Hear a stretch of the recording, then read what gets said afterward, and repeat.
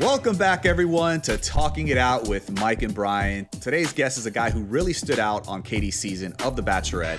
We saw him step up during a rose ceremony in a way we've never seen before, and also someone who's been very open about his sex life.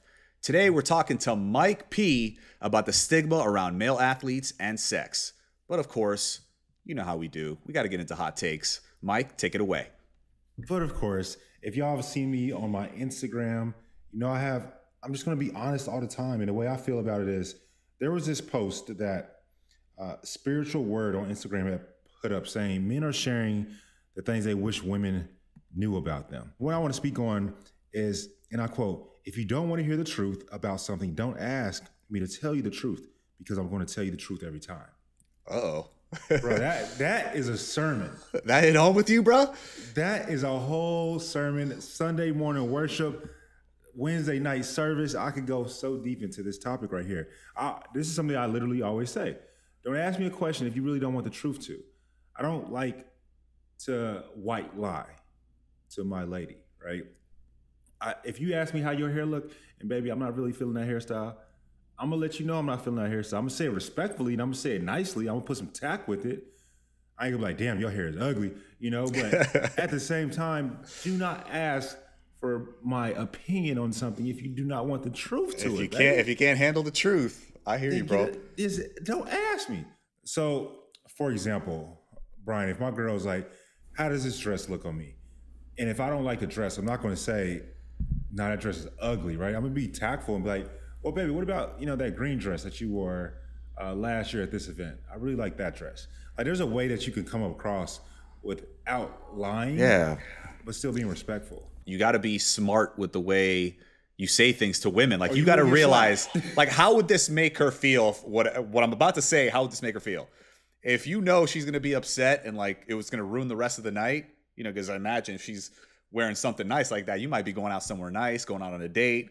Like, you don't want to ruin the date by kind of knocking her style in that sense, in that moment. It's just, and now with tact, there's only like 3 chances with tact. Because if you ask me about the 4th time, look, I don't like that dress, baby. Okay, I'm sorry. I don't like the dress. It's like, how many times do I have to tell you? Like, I said it in so many different ways, but you're not getting it, okay? And that's just where the comedy comes in. That's, some humor. I hear you, bro. I hear you. Let's see. Keeping on with the same topic. I love this post. This gentleman says, we actually really want to be complimented too. A 60-year-old woman complimented me 5 years ago, and it still makes me feel good, which just shows how little we get compliments. How has your experience been getting compliments, man? Because I love getting compliments. You know what I'm saying? Like, it just gives you confidence, right? When your girl's like, babe, you look so good. You look so handsome. I see those gains from the gym. Like, whatever the case may be, like, we want our women to pump us up, right? And of course, we want to do the same to them. But how do you feel about that? Of course. Now I get complimented, left and right because of being on TV, but it still doesn't matter, because the only compliments that I want are from my significant other, which at this time I don't have one. But when the ones that matter are the ones that come from the people that you love the most, right? I adore getting a genuine compliment from my girl. Like, if I've been putting in work in the gym, tell her brother, tell me that you like it, baby. A compliment does go a long way, and I feel that I don't think men get complimented as much as women do. I just really don't. I think there is space for the man to feel confident, because his woman gives him compliments and, just boosts him up. Like, I think that's just human nature, that we all like to do that. And I think men should do the same thing with their women, right? I get it from Rachel a lot, as far as, little sweet things here and there that, I may not expect it, but I know that every time she does say things like that, I mean, words of affirmation isn't even one of my love languages. For me, it's more the physical touch and the quality time. But, even like her, like when we first met, her 2 love languages were the same ones. So I was like, oh, this is great. Physical touch, quality time. Now she likes all of them. Now she wants all of them, right? So it's like those words of affirmation are important. And I feel the same way. Like, I think it just boosts somebody's confidence and just okay, like I got my woman, I got my man on my side. Like he thinks I'm looking good, she thinks I'm looking good. Like you just have this aura about you. And I think everybody needs that in a relationship. Like a lack of complete compliment. Like didn't you say you went through a relationship like that where like Yeah. somebody didn't compliment you at all? That's tough. One time in almost 3 years. Like how did you You know what? handle I that? didn't. And talking about that, I didn't even recognize that I wasn't complimented until years later when we had like went on a date or whatever, and she complimented me. And I was like, what? I've never heard of this before. That's when it registered in my brain. So like I'm it was such a not worthy of shock to affirmation your either. system. Yeah, I was like, whoa, you spoke Chinese to me. You know, you spoke another language to me right there. Like, whoa, what was that? But we definitely appreciate it when it's given. You know, just to the ladies listening out there, that's all. Go compliment your man right quick. Yes, words of affirmation, ladies. It's important. Here, this is something that your man does. You know, if he cuts the grass, for example, like, baby, I like them edges. That was stupid. Oh man. All right, bro. We got Mike P coming up. I'm really interested to talk to him all about, you know, his story being a virgin on the season, which you've seen before on the Bachelor franchise, but everybody has a unique journey when it comes to that, and I want to know all about it. What do you say we get into this interview? I'm ready for him. I've been talking so much greatness about him. I'm ready for it as well. Let's do it. Let's do it. Mike, welcome to the show, man. How you doing today? Can't complain, man. We got some great weather in San Diego, so I always say it, man. Anytime we got this weather, we're spoiled, so I'm chilling. I can't really complain. San Diego's like the number one place to live, like in the United States, right? Like weather-wise, just the most beautiful. Yeah, you know, it's Never been. funny, man.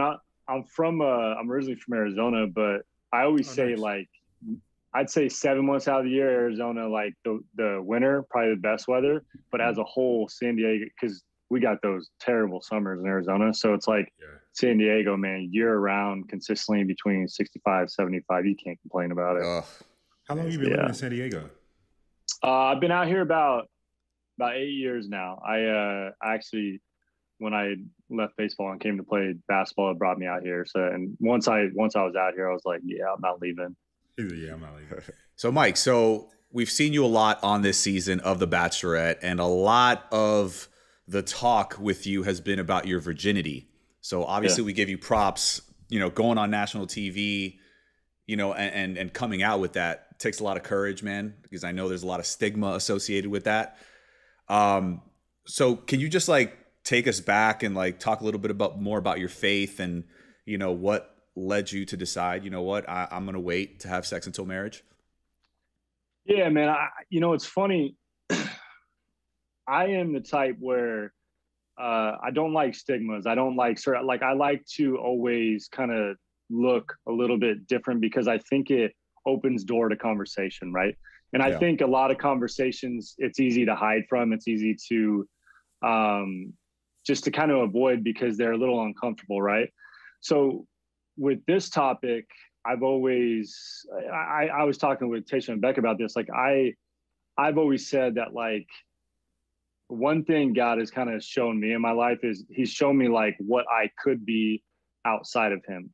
And like, that's not a good dude. I'd be a player. I'd be I just, that's naturally, bro, I'm a rotten dude. Like I'm naturally a selfish dude. So what do you like, mean by that? I mean, like for me, man, is like, I am somebody that I think it's the competitor in me, right? The athlete in me, where it's like, I always want to win. I always want to, you know, like I love connection. So usually a lot of times with connection, that means like you're gonna be talking with girls a lot.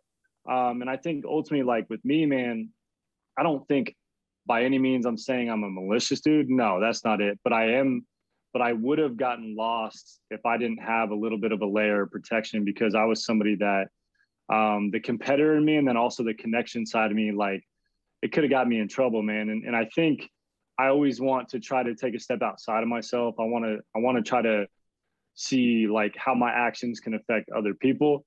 And I think for me, like I don't ever want to be in a position where like especially like with a girl, and I'm hypersensitive to this because I have 3 sisters, so I hear all the stories, right? So like I never want to be that guy that hurts a girl. So like for me, I think I had to be extremely careful with how I was, because I am such a connection guy. Like I know this is a really weird thing to say because I'm waiting till marriage, but like I'm an extremely sexual dude.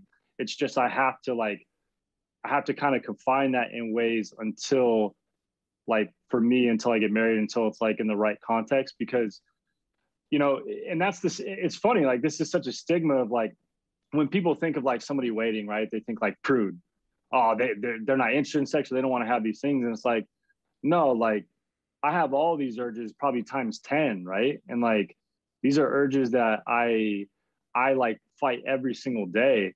But like it's not about me, you know what I mean? And that's like the selfishness in me where like for me outside of my faith, dude, like for me, it's all about me. But like with my faith, it allows me to take a step back and be like, okay, this isn't about you. Like, what about her?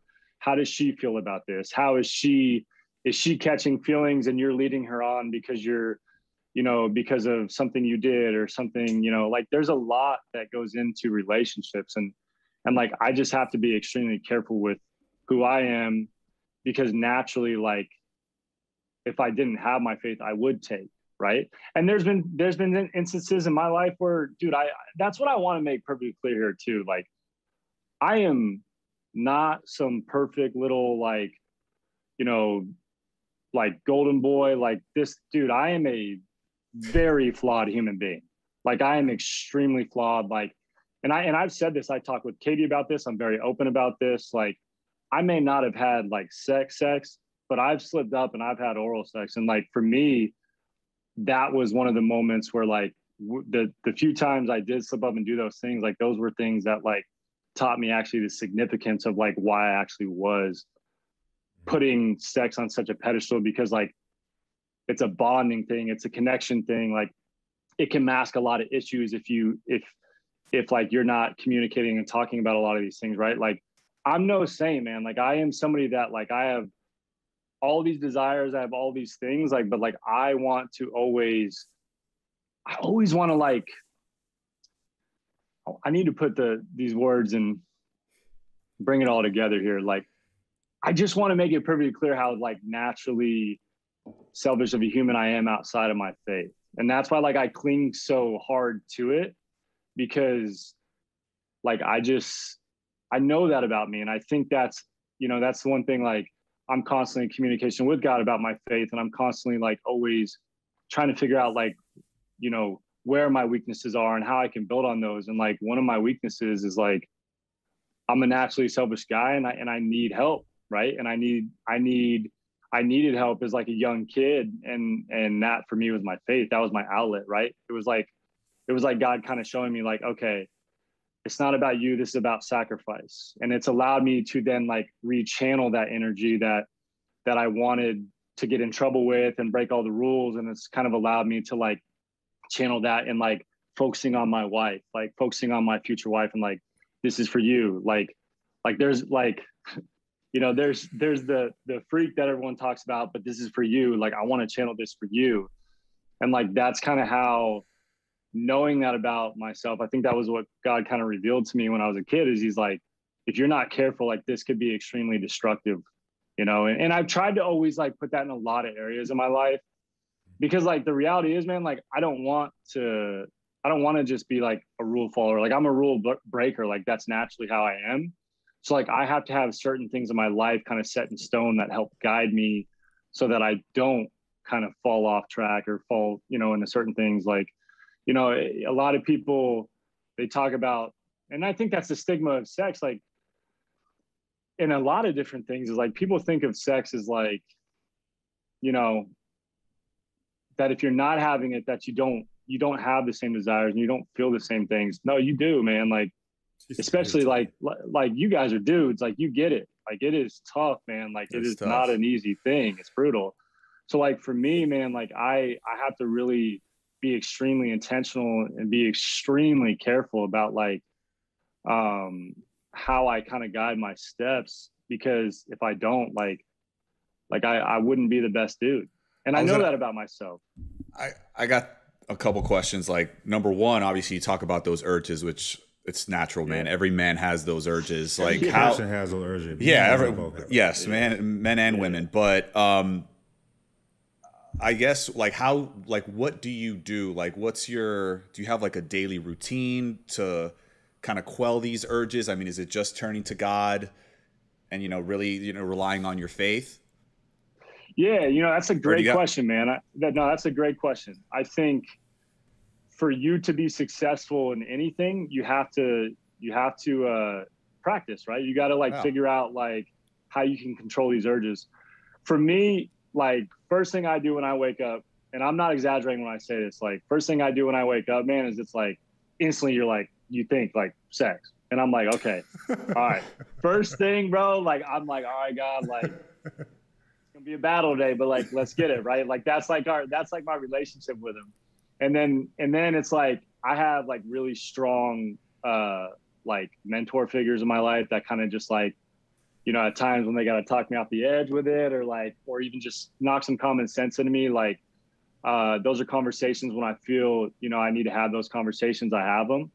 And then I also set certain things in my life. Like, I'm always in the gym because like, that's just a way for me to like, that's like a testosterone release. You know what I mean? Yeah. It's like, okay, this is a way for me to like do that. I set certain things in my life too. Like, a lot of people don't know this about me. Like, I've never had a sip of alcohol. I've never tried drugs, but I've never even tried coffee. Like, I'm kind of a freak when it comes to that stuff. Jeez. But it's not because I'm like, it's not because I want to be like, oh, look at what I've done. It's not about that stuff. For me, those are just certain things that like, I know that if I probably, and this is just me, and that's the thing, like, I have no problem with drinking at all. But it's like, for me, I know that it would probably loosen me up a little bit, and then it would probably put me in tougher situations, right? So I think this is all about like knowing myself, right? Yeah. Like, for me, I have to set up certain boundaries for myself where it's like, no, like, yourself, and that doesn't mean you can't have fun. Like, dude, you wouldn't know. Like, if you guys were out with me, you'd have no idea I didn't drink, because I'm vibing with everybody just like everybody else. Yeah, but it's like, but I know me, and I think part of that comes with like your upbringing too. Like, man, when you have three sisters, I got three sisters, we're all a year apart. Like, I was always out with girls, Are your sisters like younger, or are you in the middle? Like, what's so we got 2 older, 1 younger, all a year apart. So we're super close. So like, anytime we go out, it's like, I'm around a bunch of women. So like, what am I going to think in my head? Like, the protector in me comes out. So like, I always got to be like, make sure that like I'm in control of myself, watching over them. Like, there's a lot of variables that go into like what make us think, the way we do. And like, so I think for me, like, that's the thing, man, is like, I always try to like take a step outside of myself and be like, what would life be like if I didn't do certain things, right? Like, what type of man would I be? Would I be happy about that man? Like, would I be proud of that man? How would he be? And I'm very realistic. I don't just sit and like beat myself up, but I'm very realistic. And then I take a step outside of like, okay, well, if you do this, like, even more of an extreme, like, if you were better at this, would you be proud of that man? Like, would that be a man that a woman, would be excited about? Would that be a man that woman would feel honored, right?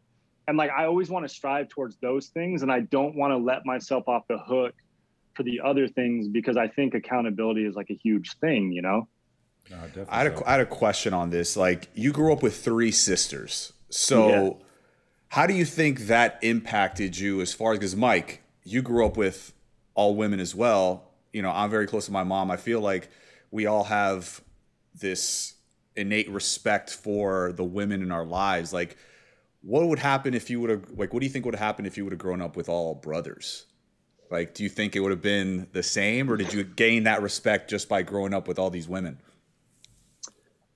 Yeah, and that's the thing, man. Like, life is wild. Like, it's sometimes things are very circumstantial. Like, if I had 3 brothers, would I be the same?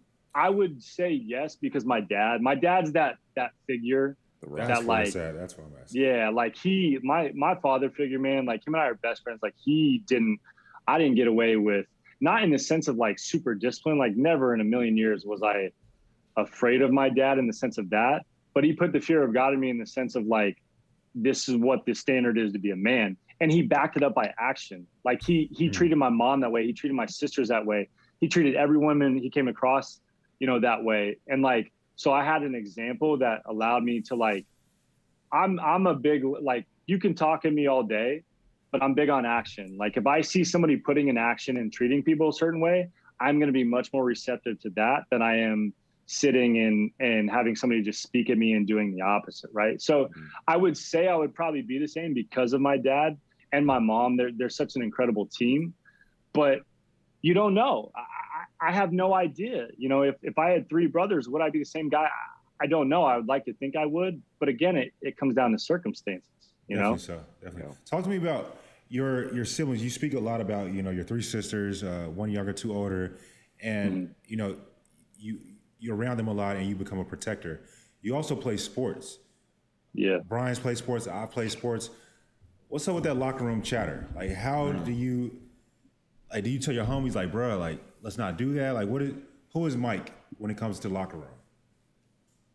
So I'm going to give you 2 different looks of who I was and I think who I'm becoming, right? Okay. I think when I was younger, man, I got drafted really young. Like I was 19, got thrown in a professional baseball locker room. You know, you get money, you think you're it. You do. And you're not. And that's the thing is like, but you have to like be humbled, you have to mature, you have to understand that it's not about you. There's a process. I think especially as men, like there's a process to our maturation, right? Like we have to go through certain things. We have to have certain conversations. And I had to learn a lot about myself, man. I used to be super combative, right? So like if I'd never start stuff, but if like guys would come at me with certain things, because I do have such probably extreme actions in the sense of waiting till marriage or not drinking, like that's going to raise questions. People are going to ask questions. And a lot of guys, you know, they'll mock you. And when I was younger, I was terrible at the way that I would receive it. I would be like, well, if you got a problem, then say something about it. And I had to grow up. Some of the best people I've ever had that have helped me grow in certain ways when I was acting a fool, they were like, why do you act that way? They didn't condemn me. They said, why do you act that way? And the more that I started to see that, the more I wanted to be that. And I think that like, you guys are grown, man, you get it. Like for me, like meeting fire with fire, that's only going to create an explosion. Mike, I'm curious, what is acting a fool for you? So like what does that look like? So for me, bro, like I think it's like, I'm an extremely flirtatious guy. Like I love to flirt with girls. I love to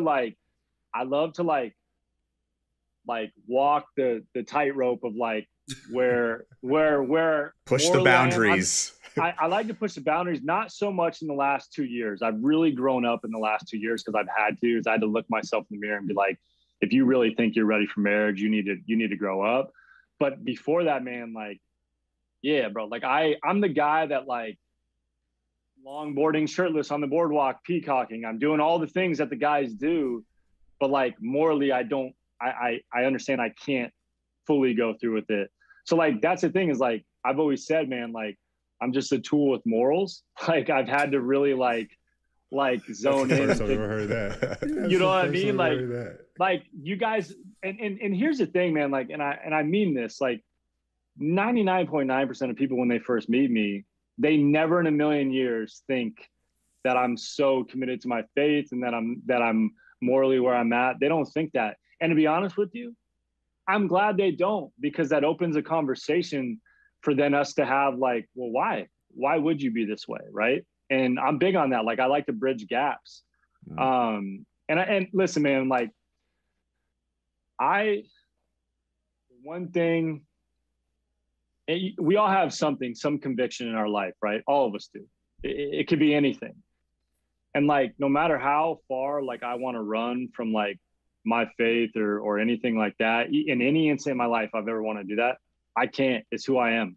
It is who I am to the core. You know what I mean? And like, so for me, like knowing that about myself, like I don't try to run from it. I try to embrace it. And I try to like, at least explain to people why I am the way I am, you know? Are all your siblings also connected and their faith is strong? Yeah. You know, one thing my parents did, they did an incredible job of like establishing, you know, our faith like as kids, you know. Now, does that mean all of us have walked you know, Same through path. it like thick and thin? No. All because we're all flawed. All of us are. Do I think all of us are on the same page now? Yeah, I do. But you know, I told Katie this, like, my family is the raunchiest, cleanest family you ever meet. Like, the conversations we had, people are like y'all are wild. Like, I cannot believe you guys talk about this at the house. Can you give an example? Yeah, we need an example, man. Bro, most of it's usually like, and this is disgusting talking about, but like this is just the arena that I grew up in. Like, bro, we used to be sitting down when we were kids, and like my parents would come downstairs and like my dad would like grab my mom's butt and they would kiss and talk about things that we probably shouldn't have been hearing in front of us. And when you're younger, you think, you're like, man, this is nasty. Like, why do I have to hear this? This is nasty. But like, now that I look at it, I'm like, yo, I'm going to be the same way with my wife, because like, I want to create an atmosphere for like my kids to understand how healthy sex really is, especially within a marriage, right? Like, for them to see that, like, I always thought that everyone was that way. And then when you grow up, you realize everyone doesn't express themselves that way, and to each their own. But like, I want to express myself that way sexually with my wife. Like, I want to be open about things. I want to have conversations with our kids and talk about like the urges that they feel, or like, you know, I want to have these conversations because I think, you know, and the church has done such a terrible job. I think they're getting better at it now, but they've kind of like turned their back on the conversation of sex. And I think it's put a lot of people in confusion within the faith, where they're almost ashamed of sex. And it's like, you should never be ashamed of like what a beautiful thing God created. But you should have an understanding. For me, like, I want that within marriage, right? I've always been vocal about that. So like, but I need to understand the fullness of that before I can ever even experience that. You know what I mean? And that's one thing my parents did. But like, we roast each other like to the point where people are like, do you guys even like each other? Like That's the best. I don't know. Yeah. And like, and that's the thing. Like, I want people to understand, like, especially like, man, I've had thousands of messages of people being like, thank you for talking about this topic of sex. And like, and I said this with Tasha and Becca, like, this breaks my heart, man. Like, why there's such a stigma around sex, right? And this is mostly, honestly, it's the church's fault of kind of like putting it in a corner and never talking about it. Yeah, like you should not. It's not something that is terrible. It's something that is beautiful. Yeah, it's not taboo. Why are we not talking about this, right? And like, this is why these stigmas happen. This is why when somebody meets a professional athlete and they go, wait, you're waiting until marriage? Why? You know, or they meet somebody that goes on the show and they talk about it and they're like, wait, really? You know, and people instantly want to put me in a box. No, like, I am an absolute clown. There's no doubt about it. Like, if I'm out with you guys, like, you guys are going to be like, this guy's a clown. He's an idiot. Right. But I'm not gonna, just because I'm that way doesn't mean that I'm going to not kind of morally be where I'm at either, right? Like, I hate that. We put people in boxes. I think what you're saying is people categorize you saying, okay, you can't be this way if you're this way, right? And you're saying, exactly, I actually can be both. You could do both, yeah. Mike, I had a question, like, taking it back to the whole locker room talk, and obviously you got a lot of, you know, a lot of athletes who are virgins. They get a lot of slack and a lot of pressure to have sex from teammates and whatnot. Like, can you just paint the picture for our audience, like what you went through, like maybe extreme examples of, you know, what guys would throw at you, like in that locker room scenario?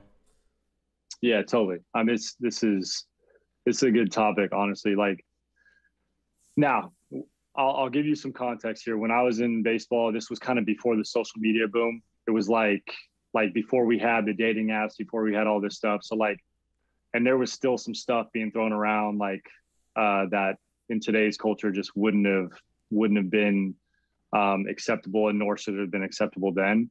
But dudes would, you know, first of all,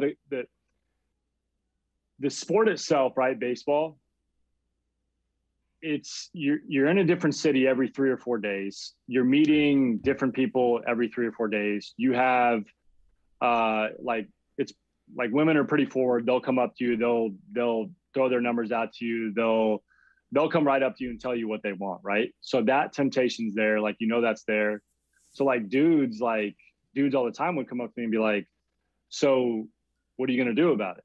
And I'm like, well, that's just not where I'm at. Right. And they're like, and I had dudes all the way from like, that would sit and roast me to the point of, oh, what's your reasoning? Like, okay, is it because you're afraid of it? Like, oh, because you can't handle her. Right. And I'm like, it's none of that. Right. I've had dudes ask me, do you even like women? And I'm like, of course I do. You know what I mean? So I've had so many guys take shots in so many different areas, but that's because they didn't understand. Right. When we go out, like I'd have guys that, and your teammates are they get after it at a young age. When you get a little bit of money, like you're in different cities, like dudes get after it, and we all of us have a lot of maturity to happen because we're only 19 to 20, 21, 22 years old. So, like we're in some pretty tough situations, like when we be out at, bars or whatnot, like dudes would be getting in fights, dudes would be, hooking up with girls all over in car. I mean, it is a very different culture from what I probably was striving towards. Right. But like that stuff doesn't scare me. Like I said, like there's a lot of dudes that actually feel this way. I'm just so stubborn that I had to make it a point, right? Like I had to like stand my ground, and I had to kind of like have these conversations. And what's funny about all these, some of the best compliments I've ever had in my life was some of the guys that roasted me the most, because I was always the youngest guy in Pro Bowl. Like I was just I was like a pup, man, compared to these other guys. And a lot of these guys towards the end were like, bro, at the end of the day, as much as like we roasted you, like I got the utmost respect for you because like you stood your ground, right? And like I remember when I was playing baseball at University of Arizona my true freshman year, I remember one of my teammates were out at a party, and he looked over at me and he's like, so you drink? And I was like, no, I don't drink. And he looks at me, he's like, yeah, we'll see how long that lasts. And when I ended up leaving, he was like, I guess you weren't lying. So it's like, that's what I mean, man, is like, you can look at certain situations as like extreme, like turmoil and really tough, and you can fold to it, or you can change somebody's perspective of why somebody does the things they do, right? Like I said, man, I look just like the other guys. We all look the same. We would dress the same. We'd go out, the same banter. It would be the same.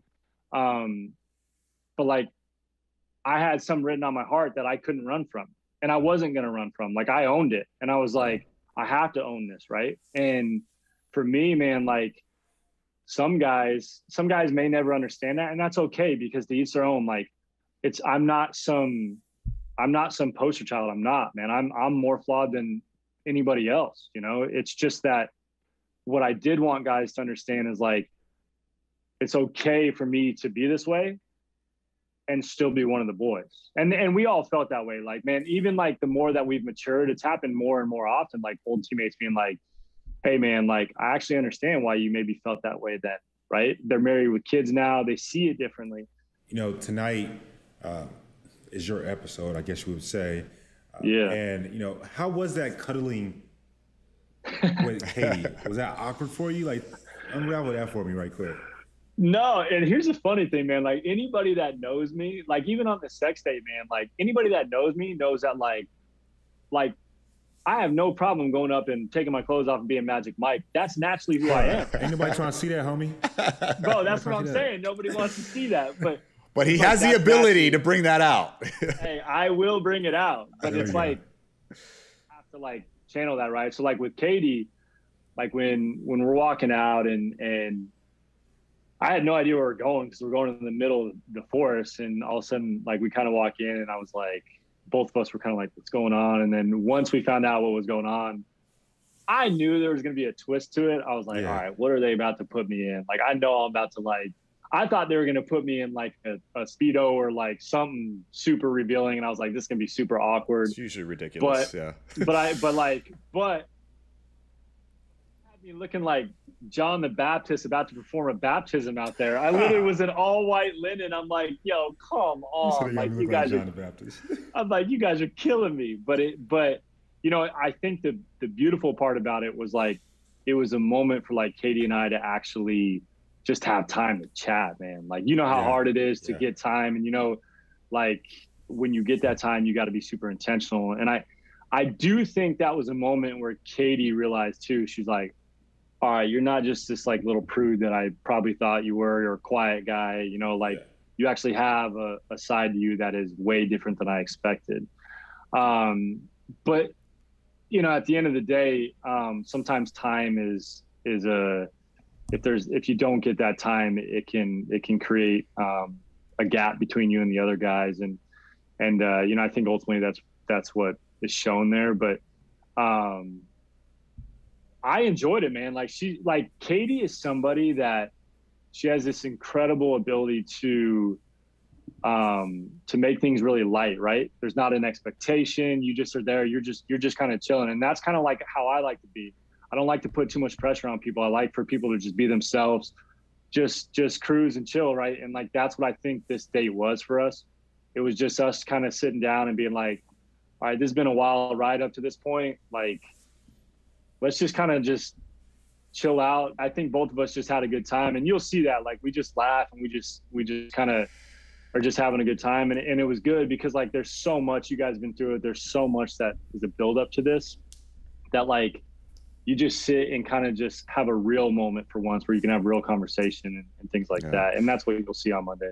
And Mike, so obviously you ended up going home that night. Like, how did you feel like with the breakup? Like, did you feel like you got closure in that moment? You know, were there a lot of unanswered questions after the fact? Like, were you able to basically get everything out that you wanted to get on the table with her? Yeah. You know, I'll let you guys in on a little, like when they pulled us from our interviews and I came over and I was sitting on the bench and I'm in the middle, and I didn't think it would come at that point. I thought it would maybe come a little bit later.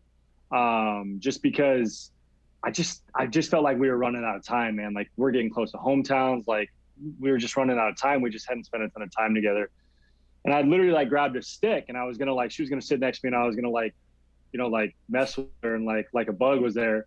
And then I hear her coming behind and she's balling. And I was like, I threw the stick. I'm like, oh man, this isn't the time. So like, I get up and I see her and I'm like, hey, I was like, I get it. Like, and she's like, I just like, we ran out of time and like, selfishly, I want to keep you here. And I was like, listen, like, you're doing the right thing, because if you have connections with these other guys that way, I've always said this from day one with Katie, is like, no matter if it was me or somebody else, all I care is that she meets her person. I have such admiration for her because we sat there and we were just really present, and we just talked about like how proud we were of each other and how I think we broke down a stigma of like what maybe people thought was two polar opposite people on paper. How could they get along? It's like, well, you can get along because you actually care to sit and to listen to that person's heart. And one thing Katie did for me that allowed me, that will just set me up for so much success in my you know, future relationship, is she allowed me to process things in ways that I don't think I'd ever got to process. She forced me to see every side of a person. She forced me to see every good in a person, right? And she has no idea, and I told her this, but she has no idea the growth that she allowed me to have as a man. And like so many people, man, like when they look at Katie and I, they're like, it doesn't make sense. It doesn't make sense. And it's like, no, it makes perfect sense. We were two mature adults that understood what both of us brought to the table, and that if we chose each other, that it would be a beautiful relationship, right? And it was something that I think that the older you get, the more you realize that like, bro, it's not about taking. It's about service and like, how can we elevate, you know, our person to become the best version of themselves? I don't care who you are in life, no matter how selfish you are, naturally like me, I don't care. It is so much better to serve a person than to take from a person. So and I think, you know, I had a last moment where I grabbed her forehead and I kissed her and I was like, I'm so glad it was you, because like you challenged me in ways that no other woman could have. And the closure that both her and I have with that, man, is like, that's a beautiful thing. That's growth. Like that's life. Like you never know who's put in your path and why they're put in that path, but she was the perfect woman to help me for my future wife. And at the time I thought maybe she was my future wife and maybe she was thinking that with me. But once it came to an end, she has no idea how much growth she allowed me to have. Love that, bro. I think that's a perfect end to our episode today with you, man. That was beautiful. Thank you for being here. No, man, I appreciate you guys. And like, sorry, I talk most of the time. I never shut up sometimes, but like, it's all good, man. You know, I've heard a lot about you guys and I got a lot of respect for you guys. Much love, bro. You know, you guys call it how it is, and what you guys are doing is a great thing. I think these hard conversations should always be had. I think the more that we run from them, the more division we create. And I think what you guys are doing is beautiful, man. Like this is something that the world should be doing. No, appreciate that. I'm still going to dunk on you when we play basketball. Hey, that's one thing I'm not going to let you get away with, because it's going to be a battle, man. Mike 6'5", other Mike 6'4". It's going to be a battle in the post right there. Hey, know something right now. If your head's turned in the paint, you're going to get flushed on. Oh, okay. I hear you talking. Those are fighting words. Those are fighting words. Your words don't mean nothing to me. It's about that action. Exactly, and I'm with you, bro. I'm with you. I appreciate you having you on today, man. And, thank you so much, man, for being so open. Appreciate you guys, and hopefully we link up sometime in the future. Yes, sir. Absolutely. Have a great one. Take care, buddy. All right, guys. See ya. I love that interview with Mike, man.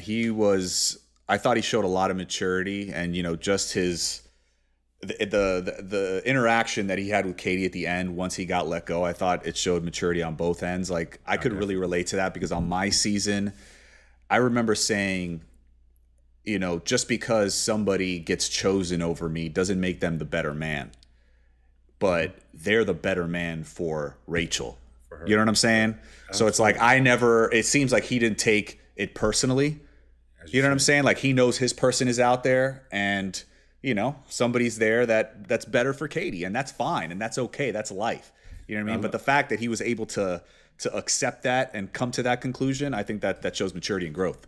I loved it too. It made me think about when I was on my season with Hannah.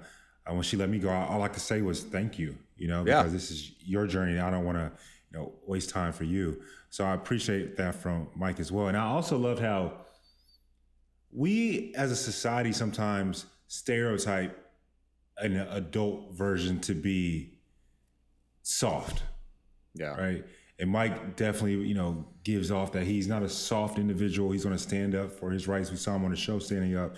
And he's the same in person also. So I love that about him as well. Definitely. Absolutely. And of course, we want to thank every single one of our listeners out there for tuning into today's episode.